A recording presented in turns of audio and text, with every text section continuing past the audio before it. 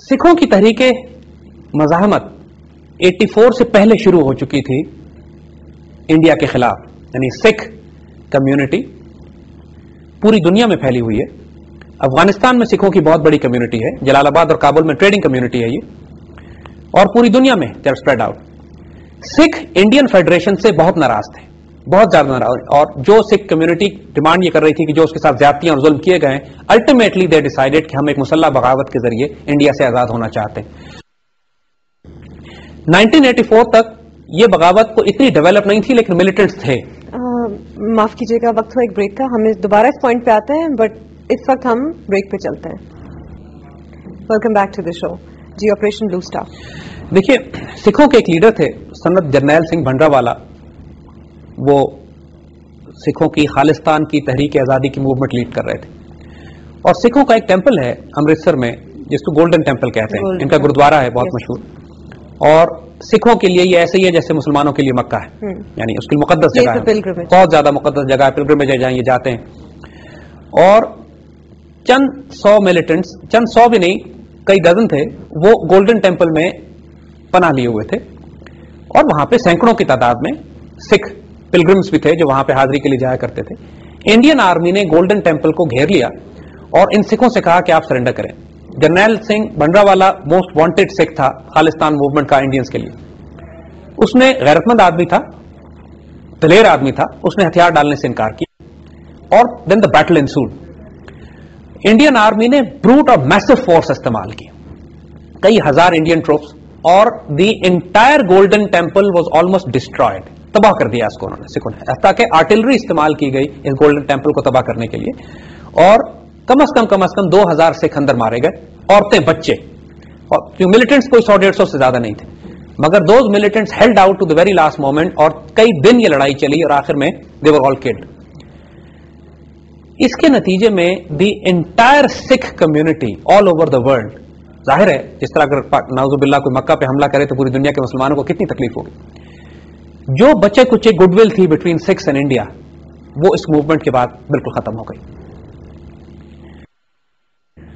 اور سکھوں نے پاکستان سے درخواست کی اس وقت کہ آپ ہمیں ایکسس دیں، ہمیں رستہ دیں کہ ہم انڈیا کے خلاف ایک بغاوت برپا کرنا چاہتے ہیں.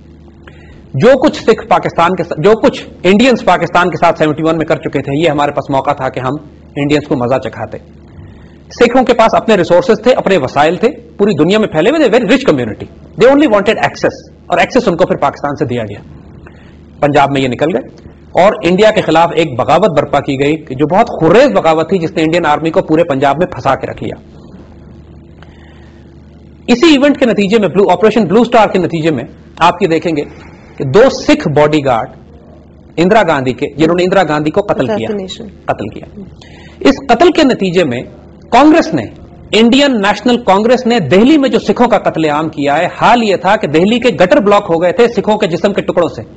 مرد، عورتیں، بچے، بوڑھے، ہزاروں کی تعداد میں سکھ قتل ہوئے ہیں دہلی میں. یہ صرف دہلی کی بات ہم کر رہے ہیں، پورے انڈیا میں جو حشر ہوا ہے بیچاروں کا، اس کا تو کوئی حساب ہی نہیں ہے. اور دیٹ واز دا ریزن کہ irrevocable damage was done between the Sikhs and the Indian Federation. India میں ہندو بنیادی طور پر مارشل ریس نہیں ہے. مارشل ریس جو لڑنے والی قوم ہے ان میں وہ سکھ ہیں، and Sikhs are not Hindus. وہ جرنیل سنگھ بھنڈراوال یا دوسرے جو ان کے ایلیمنٹس بابا گرو نانک کے فالو کرنے والے ہیں. اب سکھوں میں اس کے بعد ایک بڑی زبردست تحریک چل پڑی خالصتان بنانے کی، اور Khalistan consist of eastern Punjab. اس میں ویسٹرن پنجاب نہیں ہے، یعنی پاکستانی پنجاب اس کے نقشے میں نہیں ہے، ایسٹرن پنجاب ہے. خالصتان موومنٹ کی وہ کرنسی ہے، اس کا جھنڈا بن چکا ہے، اس کی فوجیں تیار ہیں، یعنی اس کے ایلیمنٹ تیار ہیں، اس کا کانسٹیٹیوشن بنا کے رکھا ہوا ہے سکھوں نے. اور وہ تمام موومنٹ 84 کے بعد، particularly after the Operation Blue Star, کئی برس تک انڈین آرمی کی ناک میں دم کیے رکھا ان سکھوں نے کہ یہ تمام پنجاب کے اندر ایک بغاوت برپا رہی. So whatever the Indians had been doing to Pakistan, ہم نے اس کا جواب یہ دیا کہ سکھ انڈین فیڈریشن کی جڑیں ہل گئی. اور وہ کئی چند سالوں کے بعد ہم آئیں گے اس بات پہ کہ کس طریقے سے انہوں نے کسی حد تک اس ریبیلین پہ قبضہ کر. اس کا جواب ہم نے کیسے دیا؟ یہ تو آپریشن بلو اسٹار کا اپنا، جی میں نے ہم نے سکھوں کو پیسے دیا، ہم نے سکھوں کو بیس دیا، ہم نے سکھوں کو پناہ دی کہ ٹھیک ہے تم اگر کرنا چاہتے ہو تو کرو. صرف پرمیشن دے دینا بھی کافی تھا. جس طریقے سے مکتی باہنی کو ٹرین کیا تھا انڈینز نے across the international borders, Indians ने किया था ना, जैसे हमने पिछले प्रोग्राम में अर्ज किया था. देखिए, अगर पाकिस्तान उनके साथ अब ये करे तो उनको शिकायत नहीं होनी चाहिए. हमने सिर्फ ये किया कि सिखों को पैसेज दिया, हमने फौजें नहीं दाखिल की. उन्होंने तो बाद में फौजें भी दाखिल की थी, और ये बात हम फिर कर रहे हैं कि 71 का बदला लेना है अभी हमने. And India should watch their back because we are going to hit one day and we are going to hit very hard. Do you think it's fair? It's very fair. इसलिए कि ऐसे दुश्मन को, जो दुश्मन ना हो सांप हो, उसको रोकने का सिर्फ एक ही तरीका है कि उसका सर कुचला जाए. उसके साथ दोस्ती नहीं की जा सकती. You can not have peace dialogues with snakes. और वो पीछे से डसता है हमेशा. जब भी आप उससे दोस्ती का हाथ बढ़ाएंगे वो डसेगा, बिकॉज ये उसकी फितरत है. लिहाजा जो कुछ उन्होंने सियाचिन में किया 84 के बाद, जैसे मैंने अर्ज किया ना कि the most aggressive period of Pakistan foreign policy was that, जब हमने रूस को एंगेज किया हुआ था एक तरफ, इसराइल को मारने की हम तैयारी कर रहे थे, इंडिया को हमने फंसा के रखा हुआ था, चीन से हमारी दोस्ती थी और अमेरिका की दुम पर हमारा पांव था. यानी इससे ज्यादा aggressive policy we could not develop. Now that's up in response to Pakistan assistance for this Khalistan movement, India ने क्या रिस्पॉन्स दिया? देखिए, जैसे मैंने आपको दो बात बताई. इंडिया सोवियत यूनियन का एलाय था. सोवियत यूनियन 1986 तक बुरी तरह मार खा रहा था अफगानिस्तान में, यानी बुरी तरह फंस चुके थे ये, और दे वर डेस्परेट कि किसी तरीके से पाकिस्तान मदद करना बंद कर दे सोवियत यूनियन की, या यानी अफगान मुजाहिदीन की मदद करना बंद करे सोवियत यूनियन को फंसाने के लिए.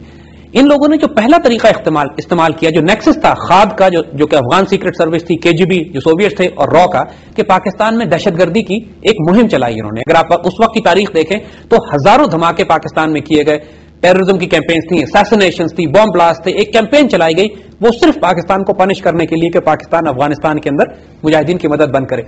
लेकिन इससे काम नहीं बना इनका. इन्होंने 84 में सियाचिन में दाखिल हुए, वो कोशिश की कि पाकिस्तान डाइवर्ट हो, इससे भी काम नहीं बना. पाकिस्तान ने इन रिस्पॉन्स इंडियंस का जवाब ये दिया कि हमने खालिस्तान डिप्लॉय कर दिया. सिखों को हमने इनकरेज किया कि वो इंडिया के खिलाफ बगावत करें. यहां मुसीबत पड़ गई इंडियंस को. इसका जवाब इंडियंस ने 1986 में एक मिलिट्री एक्सरसाइज से दिया जिसका नाम ऑपरेशन ब्रास टैक्स था. ब्रास टैक्स हमारे प्रोग्राम का नाम भी है. लोग समझते हैं कि शायद इस पे बेस्ड है हमारा प्रोग्राम. जी, इसको वाजे कर दे कि हमारे इस प्रोग्राम का उस इंडियन एक्सरसाइज ब्रास टैक्स से कोई ताल्लुक नहीं है. कोई ताल्लुक नहीं है हमारा इस एक्सरसाइज से, इस प्रोग्राम का. सो ऑपरेशन ब्रास टैक्स जो इंडिया ने लॉन्च किया, वो इंडिया की तारीख में सबसे बड़ी मिलिट्री एक्सरसाइज थी. और उन्होंने उस डेजर्ट में, जो सिंध के अक्रॉस, पाकिस्तानी सिंध के अक्रॉस जो इंडियन राजस्थान डेजर्ट बनता है, वहां पे उन्होंने अपने आर्मर्ड डिविजन्स डिप्लॉय किए. और उनका मकसद ये था कि पाकिस्तान के अंदर तेजी से दाखिल होंगे और पाकिस्तान के नेशनल हाईवे काट के पाकिस्तान को दो हिस्सों में तकसीम कर देंगे. It was not a drill. कहने को उन्होंने ड्रिल रखी थी, but they were very very close to entering into Pakistan. हमने क्या रिस्पॉन्स डेवलप किया? देखिए, जब पाकिस्तान को बिल्कुल यकीन हो गया कि इंडिया हमला करने वाला है, मकसद उनका यह था कि अगर ये हमला करेंगे तो पाकिस्तान की सारी फौज इस तरफ आ जाएगी इंडिया को अपने मशरकी बॉर्डर्स को डिफेंड करने के लिए, और सोवियत यूनियन पर से प्रेशर हट जाएगा. सोवियत यूनियन को थोड़ा टाइम अगर मिल जाता अफगान मुजाहिदीन पर काबू पाने के लिए, तो वो फिर अफगानिस्तान की शक्ल बदल चुकी होती. So this was the strategy. It was an align nexus between Soviet union and India कि पाकिस्तान को दो तरफ से प्रेशराइज किया जाए. It was not a decoy, but it was a diversionary attack. वो डाइवर्जन करके हम पर हमला करना चाह रहे थे. नेक्सस था इनका, ताकि पाकिस्तान की फौज इस तरफ आ जाए.